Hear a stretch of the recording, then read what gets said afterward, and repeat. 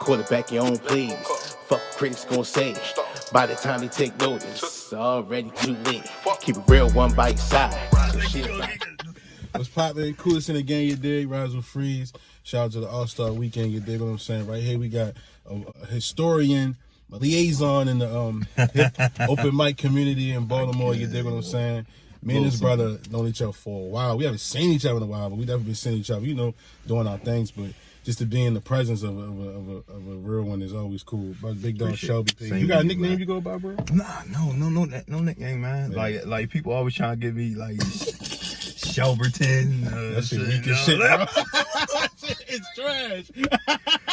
Yo, when I was I call it doing the songs, playing the songs at the open mic or whatever. They trying to give me all kinds of names. I was like, nah, yo, the playlist game fire. Nah, what? Oh man, what? I know how to get a party started. That's what it is. I like that sound. I know how to do it. Yo, Shelby, can you put on some tunes at anybody's birthday? One of my friends' birthday and stuff. I'm like, come on, yo, leave me alone. So this right here is probably like the first episode. We gonna just talk some good hip hop shit. Talk about, you know, just how we fuck with the game and how the way we see shit right now. Because I haven't really had a lot of episodes focused on it. But yeah, we gonna start, you know, just off our conversation pre-hand, you know, like it made sense to do it. So, you know, I'm gonna start off with just where did your love for the culture and the genre start, and where do you think it is now? All right, well, I'm gonna say, man, sadly, my parents try to keep me away from it. You feel me? Shit, my parents had me when they 30s or whatever. Oh man! But my dad was listening to the shit. Like he was listening to NWA. He's listening to his favorite rap is Ice Cube. Yeah. And when Ludacris was coming out with his career when he was high. Yeah, man. He was like, Shelby, get me the CD. And so I could play it in my car. He played Release Therapy. Word of mouth. Work. He messed with that. He messed with that one CD or whatever. He only wants to Release Therapy? Yeah, only that one CD. It's like he older cat, so he was talking some real shit on Release Therapy. He was slapping a nigga today. Yeah. Do your time, let your time do you. You know, but he like for late registration. My favorite Kanye album, by the way. But definitely. Yeah, and they kept me away 95.9 all the time on the Same radio. life, you man. feel me? Same shit.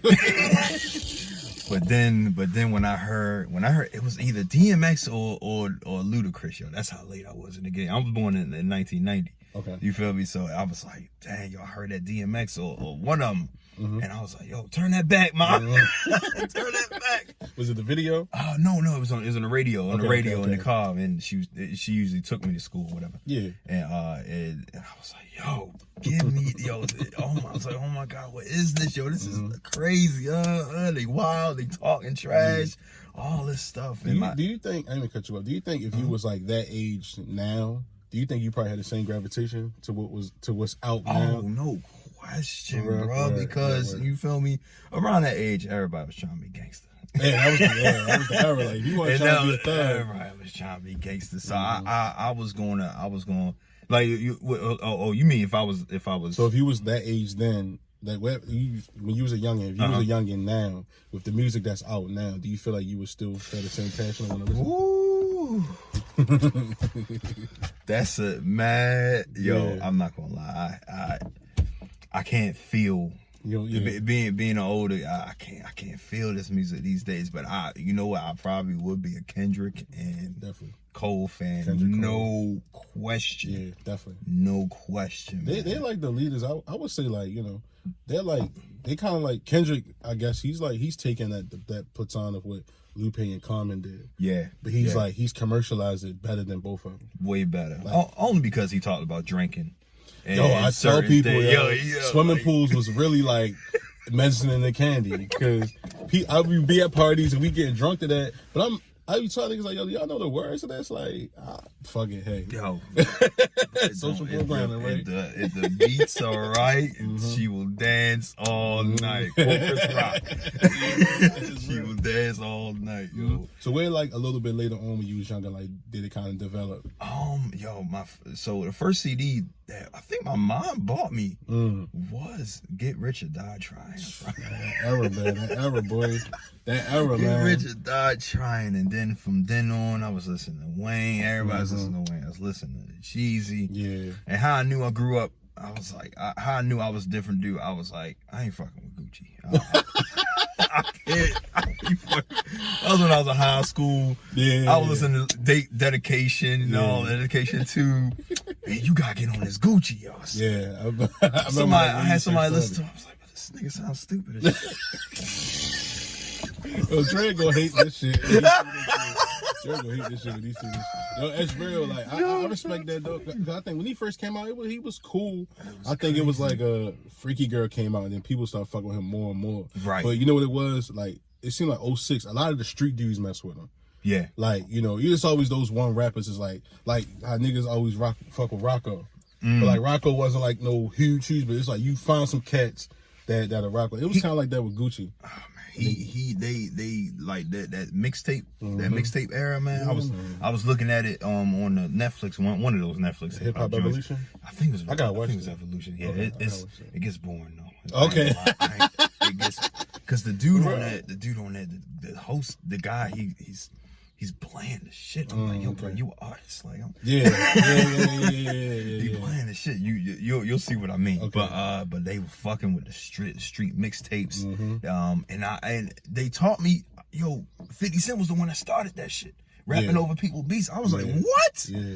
My mind was blown. I was like, what the hell? Making songs of other niggas' songs. Of other niggas' songs and killing that shit. I was like, damn, 50 Cent was that, yo. Like, I think, man, one of the best 50 remakes, man, it's always probably gonna be Victory to me, bro. No question. Because that era of like niggas, Lloyd Banks was like the best rapper on the planet. 50 was one of those like 50, like he could dress it up for you. He wasn't too lyrical, but he put it in the melody to where you could rock with it, and then Banks just come and give you some of the best bars, man. Ridiculous. Like he's witty, bro. He is witty. He is like witty, such a dry, laid back nigga. Like he come alive when he spit. Like right. That's all he good for. I guess. You smoking, playing the big screen, changing the channel like I'm playing the Game Boy. Oh I know the watch bothering your vision. You reaching, I put a dot on your head like it's part of your religion. God damn. So when you first got to Get Rich or Die Trying, like, did you know what that was when you listened to it? Like, did you know how this is hip hop? I lived. Well, you know what? I didn't. Okay. I didn't, but I felt it. You feel me? Okay. But I felt it. It was just a feeling thing. Actually, that was the best time for me. Like I didn't know shit about hip hop. I knew, but I knew. Like, this was hard. Yeah. I knew this was hard. Yeah. Perfect album title, too. Yeah. What? Perfect album title, too. What? And the perfect timing, too, though, honestly. Yeah, perfect timing. Yeah, man. Like, after all this Eminem and Poppy stuff and all that, then you find 50 Cent, the most gangster niggas. Yep. Honestly, yeah. I mean, if you want to be Tupac, if you want, the most biggest gangster niggas that was Tupac. doing the shit that he was saying, and Pac was doing it from a more just a black man level, but 50's a street dude. But he's running around. They parallel in some kind of way. Yeah, you know what I mean? It's ridiculous, man. It's ridiculous. So what's your favorite song off Get Rich? Oh, fucking. Everybody say Mini Man, and I love Mini Man. I like it, but I want to say I don't want to say the one with Eminem. Patiently Wait. Okay. Life on the Line. Yeah, that's probably one of my favorite 50 Cent songs ever. Life Even though that shit like. It's like the old one, It's still hard because the beat is so fire. Beat is ridiculous, and that's why he kept it on there. With got to. And of course the style song. I watched Talk 4 Man. Oh man, Polo Rich. Blah, what up? Probably. Oh man. Let's say What Up Gangsta and Gotta Make It to Heaven. But the album just plays. Oh, you know what, yo? That song was real as hell. I had to grow up to realize that song was real as hell. Yo, I was like, them beats, man, like that. Those beats, that Dre, just the way he was able to attach that. Even in the club, like when I got older, I appreciate it in the club more because just that that beat is dark. That beat is dark. Like, it is dark beat, but just that repetition. And I like about Fifth can pull inspiration, yo, and I fuck with that. Yeah, it's ridiculous, yo. And yo, Massacre was like probably just as good, bro. Yeah, definitely. People don't get the Massacre's recognition, yo. That was just as good. I think that CD felt more like a timestamp.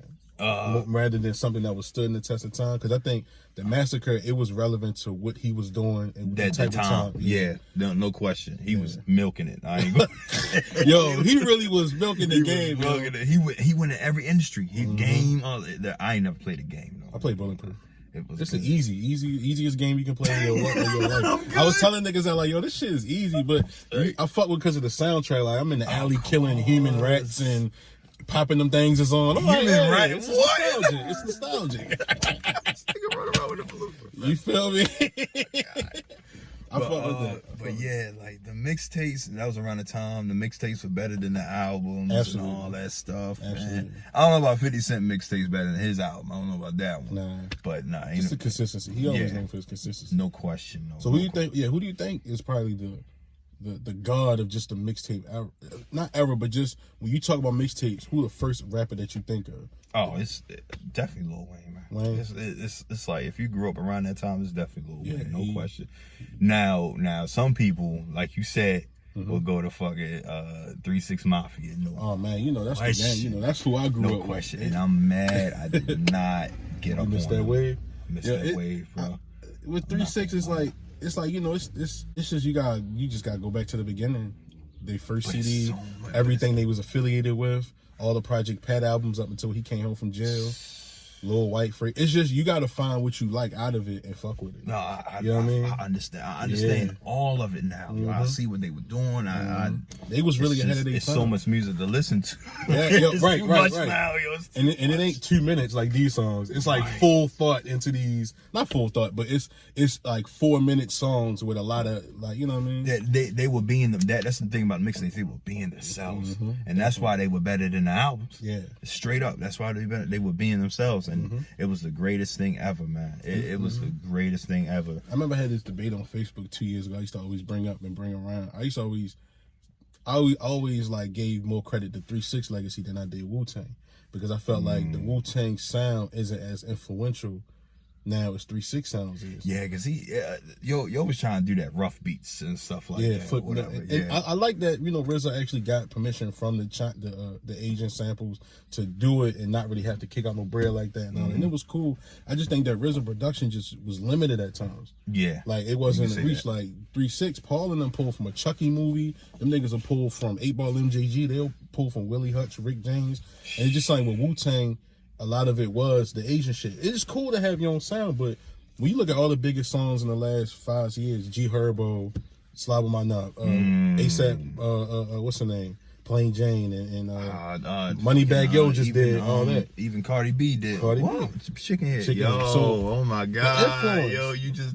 Come on, man. And I be making this argument, and the people like, yo, bro, that's Wu-Tang, and they like, yo, I'm not taking nothing away from that. Wu-Tang came out with a new album, nobody cared. Yeah, niggas don't care. It's a legacy thing, though. It's a legacy thing. It's messed up. But I think their best project, of course, is their first project, and that's the magnum opus. Right. But that's after Wu-Tang Forever, them niggas garbage, yo. I was gonna say garbage. Damn. I was say their CDs became garbage. Like the most recent ones, yeah, cause they back on their shit. But you know what it was? I heard like the recent. It don't seem like it's no like no the chemistry in the song. Chemistry. Yeah, that's all. It's no chemistry. It's like they just rapping on beat. I don't think they be in the studio anymore. They be sending them shit to they be in the studio, bro. Do you got any favorite individual members of Wu-Tang? Oh, of course, Math. Of course, RZA, his rap, man. I like the technical shit. Yo. I like his voice. I love it. You know my favorite rap and everything. So it's like that's a shoot, but Raekwon's albums, bro. Yeah, bro. I'm addicted. Yeah, bro, man. I'm addicted, yo. It's ridiculous. Chef is one of my favorites. Chef and Ghost. Goodness, yo. And Ghost's recent album is which fire. One? It's a very recent. I forget what the name is. It's fire though. I'm still waiting on Supreme Clientele too. The Wally Cream era. This will hold you over. All right, I'm gonna go for this. Will hold you over. Because I fuck with a few of his like 36 Seasons. I fuck with the joint Apollo Brown, 12 Reasons to Die. I fuck with that. He still be doing his thing. That storytelling. And I love what? They keep it modern, even though they keep the sound, but they keep it modern. I'm like, yo, just do that, bro. Yeah. These old dudes, but Meth, oh my God, Meth and Redman be killing me, bro. Like, and I'm like, Meth came out with an album recently, and I listened to it. Lyrics were great. Everything was good, but it's like the beats are so.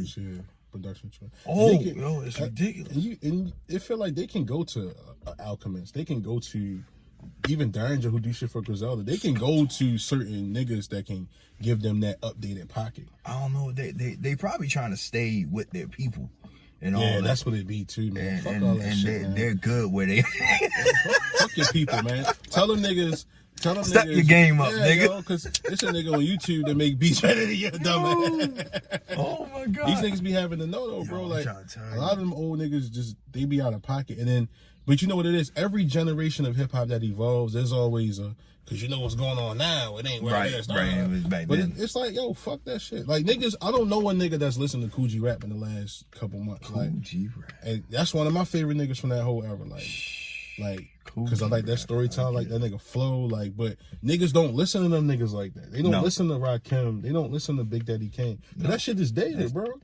It's dated. It's true. It's straight up dated. And there's nothing wrong with it. It's just that like when it comes to hip hop, when there's the new sound, everyone utilizes what the sound is.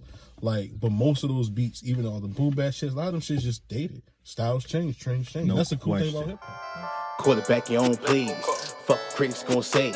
By the time they take notice, already too late. Keep it real, one bite side.